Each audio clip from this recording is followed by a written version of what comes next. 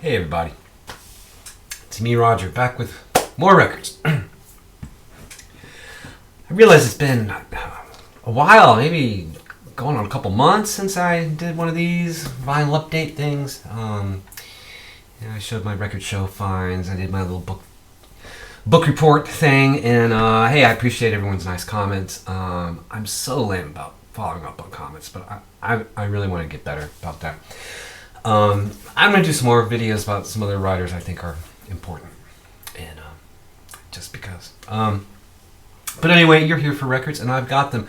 Boy, it's been a while, so this might be kind of a long one. I'll try not to waffle on for too long, like I'm doing right now. So I'm going to stop and show you some records. Okay, so first up we have two more 7-inch EPs from Guided by Voices. We have 1901 Acid Rock and Umlaut Over the Ozone. So what do we get, like 12 more songs? So these two and the previous two EPs will be collected together into an album called Warp and Woof, which is due out at the end of the month, I believe. These EPs are killer, I gotta say. This is like some of the strongest. I say this all the time, but this is some of the strongest stuff Bob's put out in a while. He's got it cooking with gas with Doug Gillard and those guys, and it's really good. It's really good. And if you don't want to plump for all these little 7 inches, wait for the Warp and Woof record. It's gonna be awesome. And because it said it came with a 7-inch, I decided to get the latest volume of Pollard's Eat magazine. This is Eat number 15, Dislodge the Immortal Orange Man. The Orange Man, anyway, includes a 6-song, 7-inch, one-sided EP, which is tucked in back here. So what this is the guy is so prolific. So it's just his latest collages, some of which have found their way into record albums, some not. A lot of this is for sale through his website. And, oh my goodness, it smells so good. That printer's ink. I like this. This is so much fun. What is this one called? Work Dialogue. Yeah. Good stuff. Only like $22, I think, plus shipping. Yeah, heavyweight, nice thick paper, really gorgeous. Printing, photography and printing job are really nice. So I was so impressed with that. I was like, you know what? I need to get some more of these. I didn't get all that are available, and some of them are out of print, but I got the last several. So we have Eat 10. This one I think even has a nice fold out. Hey, now that's pretty wild, huh? So yeah, Eat 10, Eat 11, which is not perfect bound, but more nice collages. Eat 12, nice perfect bound book. Yeah, I think the guy's a freaking genius. Eat 13.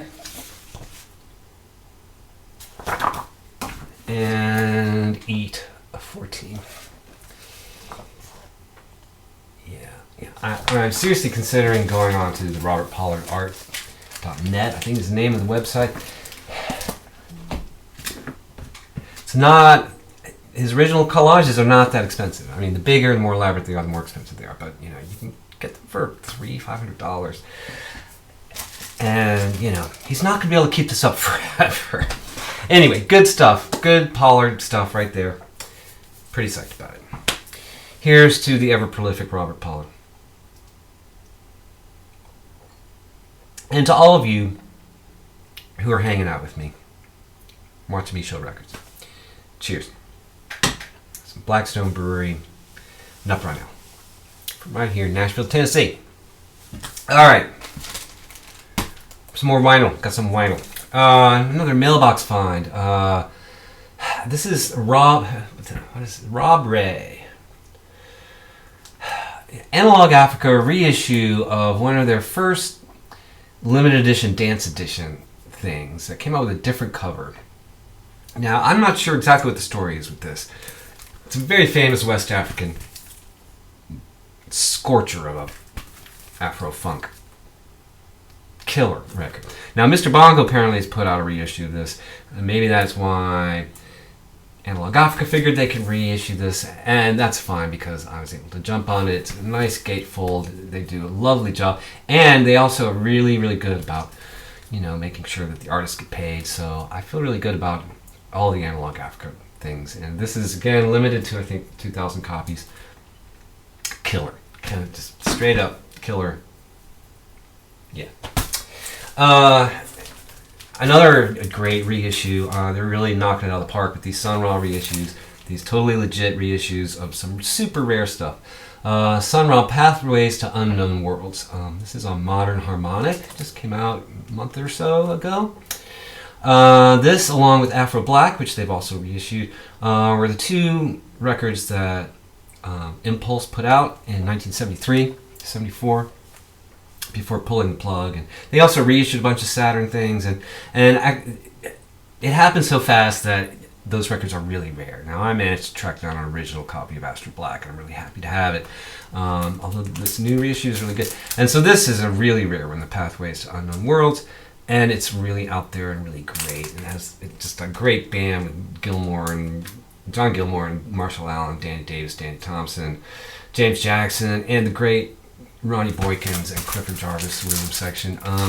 This is highly recommended. Colored vinyl, whatever. It sounds really good. They do a really good job. Highly, highly recommended if you are into Sun Ra and don't want to pay hundreds and hundreds of dollars for really rare originals.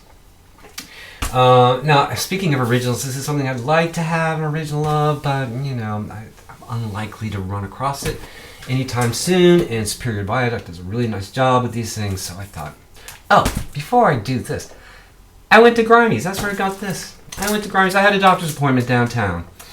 And I figured, you know, this is about as close to East Trinity Lane as I'm likely to get. So I might as well drive over to Grimey's and check it out. The new Grimey's, a former church. Yeah, it was fun to see my old pals and did some shopping. And yeah, so that's where I got this. This is Richard Pinhas's first solo album called Iceland. Originally on French label. Not sure. Anyway, this has been expanded to a double. There's a one-sided 12-inch that includes a live track from this period. That's really, really nice. So Richard Pinhas from Helden. This is his first solo album. Very electronic, very icy. Iceland, very sort of originally from 78, I believe, 79. I'm a huge fan, so yeah, I'm really happy to have that. They had these too. Now, if you Google, I used to write for this web zine called Spectrum Culture, and I wrote a review of a reissue of this. And the artist took issue with it. I can't remember why. If you Google, you can find it. I don't care. One of the many reasons why I quit trying to write about music. I can barely make these videos, right? So anyway, I was happy to see these new expanded reissues of Laurie Spiegel's The Expanding Universe.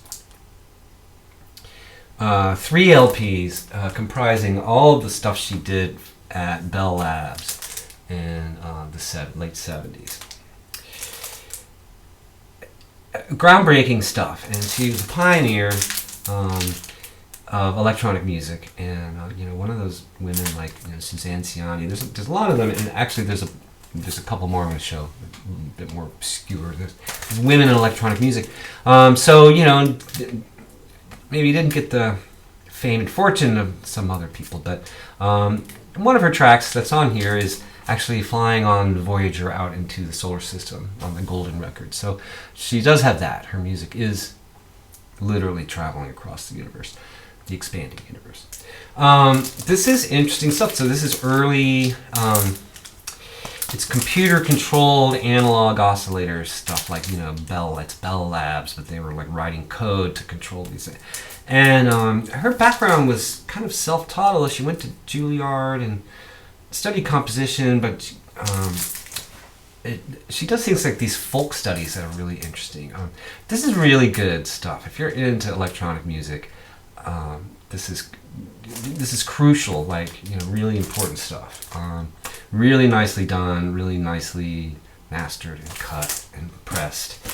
And also, they've put out her second album from 1991, Unseen Worlds, which is later stuff after Bell Labs, and it sounds very different.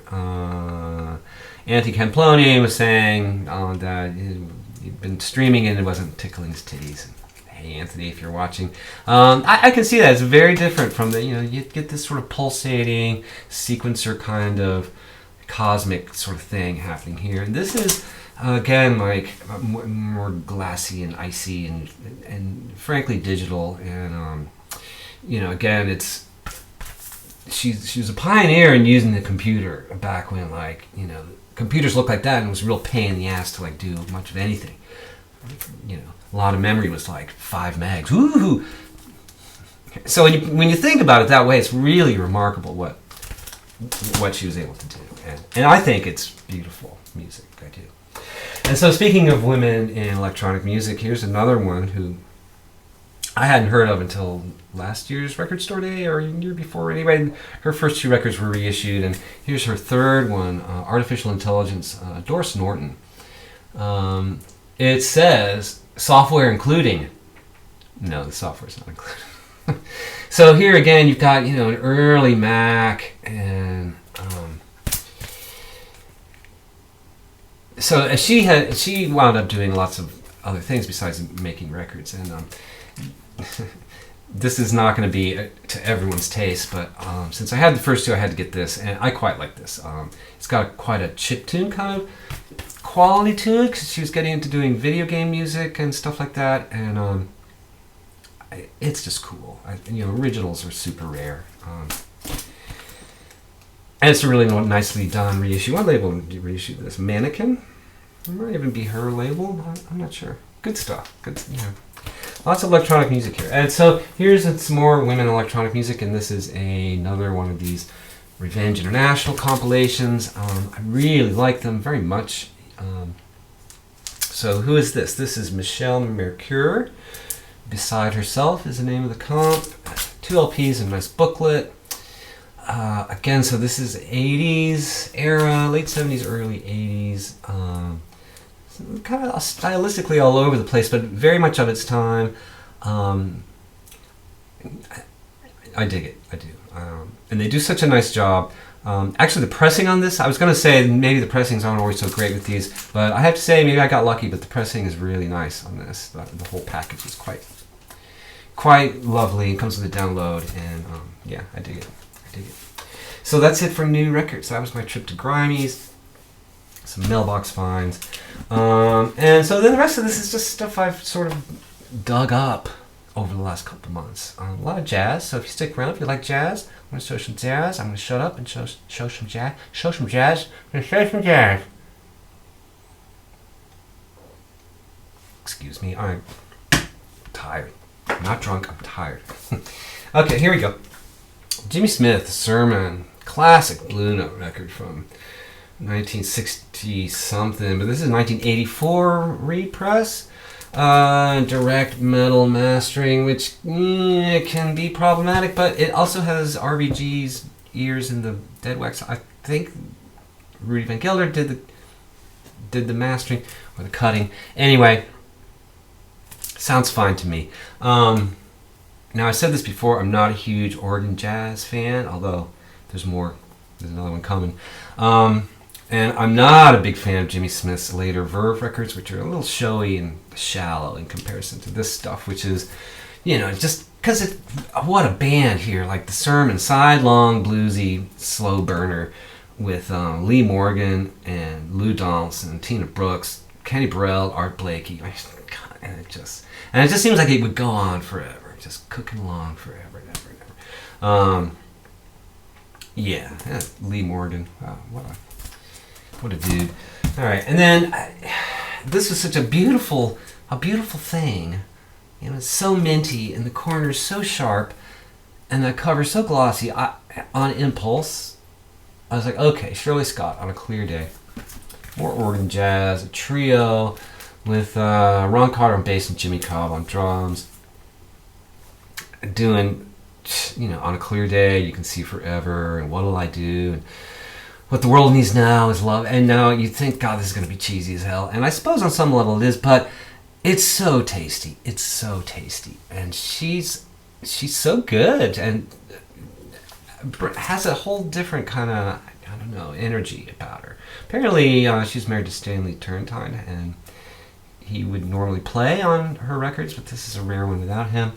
I like this so much, I'm going to look for more of her stuff. Here's another Impulse record.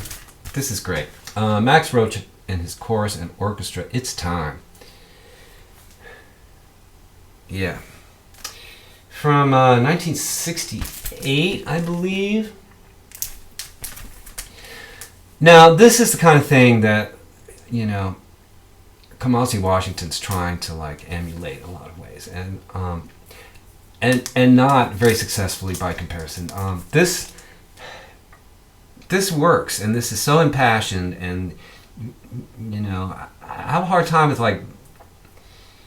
this gospel choir and trying to singing in jazz doesn't always work. But Max Roach, he had a conception, he got together, and this is it, and it's really good. And here's another one from a little bit later. Max Roach with the J.C. White Singers, Lift Every Voice and Sing. This is on Atlantic from 1971.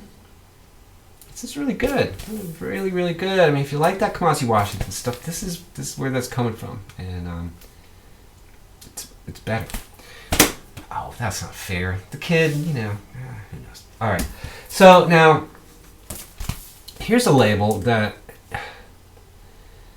they were trying to do something in the 80s, Gramavision. This is from 1989. John Carter, Shadows on a Wall. What a band, man. John Carter on clarinet, Bobby Bradford on trumpet, Andrew Surreal on drums, Marty Ehrlich on bass, clarinet, and flute, Fred Hopkins on bass, Don Preston on keyboards and electronics, gospel singers. This is great. This is so good. Again, it gets that thing with the singing and the gospel choir, and John Carter just rips on the clarinet. This is so good. I have a couple other things on this label, and I think they get kind of short shrift. This is not expensive. I want more. I think John Carter made another couple of records on this label. I'm going to seek out. Okay, here's another label that put out a bunch of great stuff in the 70s. Eros to Freedom. This is Dudu Pukwana, Diamond Express from 1977. I had just been reading about Dudu Pukwana in those John Corbett books, and lo and behold, this record falls into my lap. It's funny how that works. So Dudu Pukwana was a South African expatriate living in London, playing with English musicians. Also collaborated a lot with Louis Moholo, the drummer. Who's also South African. There's a track on here that has people like Elton Dean and Nick Evans and Keith Tippett on it. It's pretty abstract, but a lot of this is sort of South African sort of high life. I'm not sure what is it, high life, but sort of 3-chord vamps and soloing, and it's really good. I like it. Now this was an interesting find. How long are we going? Not too bad. It just looked so interesting. Now this is kind of record I think of Chris Cole, JC68. He would know all about this, of course. This is a private press kind of thing on Labor Records out of New York. Heiner Stadler, Brains on Fire, Volume 1. And yes, there is Volume 2, and I want it. Again, look at these musicians. Now, I'd never heard of Heiner Stadler. He's a pianist and composer, but Garnett Brown, Joe Chambers, Joe Farrell, Don Friedman, Jimmy Owens, Barry Phillips, Tyrone Washington, Lenny White, and Reggie Work. Fuck! I was like, how could this be bad? And it's not bad. In fact, it's really, really good. Apparently, he recorded over between 1966 and 1971.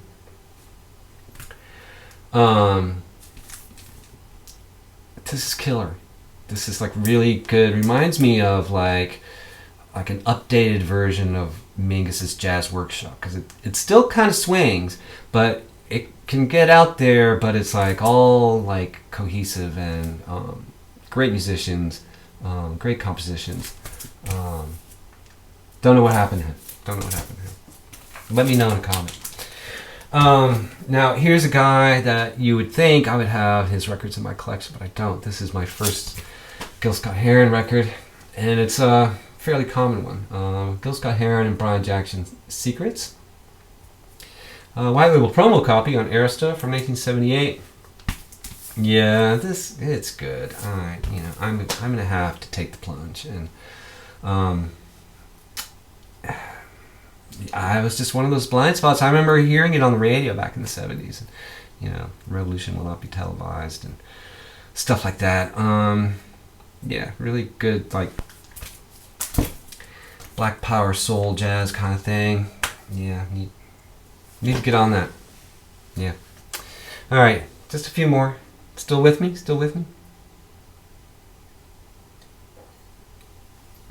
All right. Here's a later ECM on vinyl, Dino Saluzzi, with Pelle Mikkelborg on trumpet, flugelhorn, Charlie Haddon on bass, and Pierre Favre on percussion. What was it called? Once Upon a Time Far Away in the South from 1986. I have a couple of Dino Saluzzi CDs that are quite nice, and I thought, well, sure. In some ways, just classic ECM. Dino Saluzzi plays a bandoneon. Is that how you say it? It's kind of like an accordion sort of thing. Dreamy. It's like that cover, Not an ECM you see around very much. More Tangerine Dream, Hyperborea. It's a UK copy on Virgin from 1983. This is the Freusa Franca Schmoling version of Tangerine Dream. So we're getting into icy digital territory, but I don't care. I like it. I collect Tangerine Dream. I also collect Budgie. I didn't have high hopes for this. Night Flight from 1981. UK copy on RCA. I like that cover though. But you know what? This is what a good band.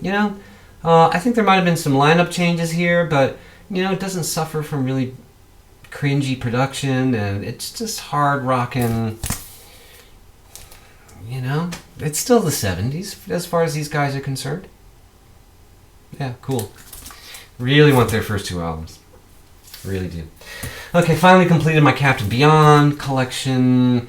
Dawn Explosion on Warner Brothers from 1977. Apparently there's another lineup change maybe here. Different singer, I think. I should have done some research. I don't know. But it's not as good as their first two albums.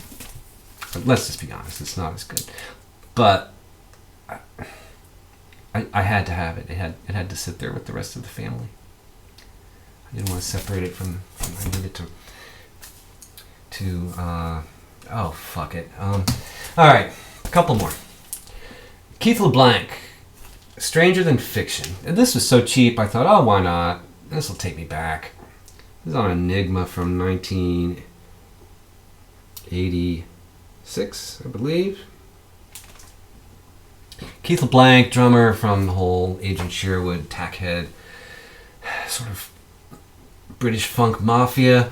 From back in the 80s. I went to see Tackhead back in the day. They were pretty good. Although the club was so obnoxious. Like Pan wrote a song about it. It's called Not Hip Enough. So, yeah, Not Hip Enough. This would have sounded really hip in 1980, whatever. It sounds way dated now. It's like, oh my god, sampling's a thing. Let's sample everything. And so like everything will have like TV sounds and explosions, and we'll sample the drums. So like there's no real acoustic anything happening at all. It's funny how like really futuristic music can sound almost immediately dated. That said, musically, it's funky as hell. All right, one more. This is the second copy I bought. Finally found a clean copy. This is Ravi Shankar live at the Monterey International Pop Festival, where Jimi Hendrix famously set his guitar on fire for the film cameras. This is so good. He really knows how to like chill out, a big crowd, and it's the first side, the afternoon raga, is just so dreamy, and it's the kind of thing where it's any crackle or pop was too much, so I really had to search to find a nice copy of this. I'm glad I did. Yes, Ravi Shankar. Whew, that's a lot of records. Oh, hey, DJ Trish, thank you for sending me stuff. My wife winds up absconding with stuff, and it gets scattered everywhere. So I'm sorry I haven't shown those things to you, but I do appreciate them. Thank you for thinking of me. And thank all of you for hanging out with me for, my God, 26 minutes. Don't you have anything better to do? All right. Cheers, everybody. I'll see you soon. Bye.